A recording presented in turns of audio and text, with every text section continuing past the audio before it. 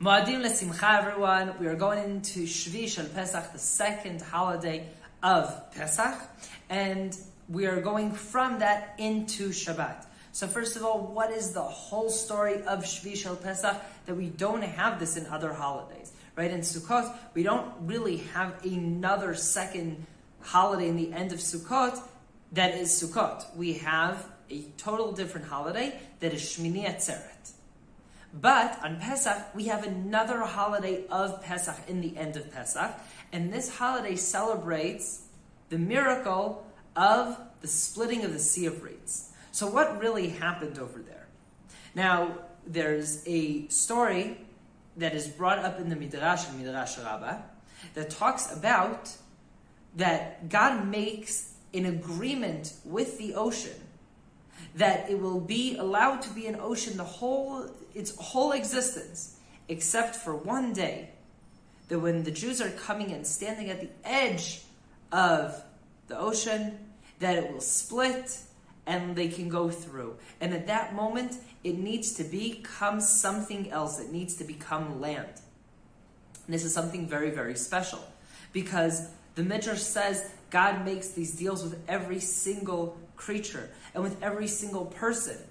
Before we come down here, God says you can be your whole life, but you may need to change something from your nature for a greater good, at least once in your life.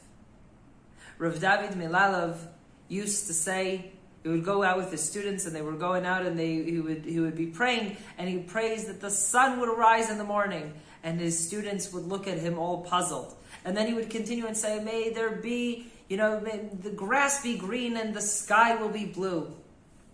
And they told him, they said, if you were praying for something abnormal, right, that the sun won't set now, just like with the war that Yehoshua had, that the sun froze in the sky, then that would be a miracle. But asking God so the sun will rise tomorrow, he says, isn't that the nature of the sun? And he says, that is the biggest mistake that people make, is they think that nature is what we know it as. He says, but nature is whatever God makes it to be.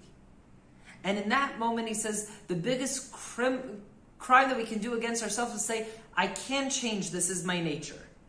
And on Shvi Shel Pesach, that is the emphasis of what we should be focusing on, is the bad habits, the things that are hard for us. How do we shift from them and move to something better? And push ourselves and say, now, with that, how am I going to do more?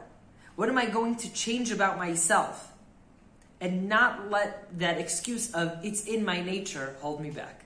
Moadim lesimcha, Chag Sameach.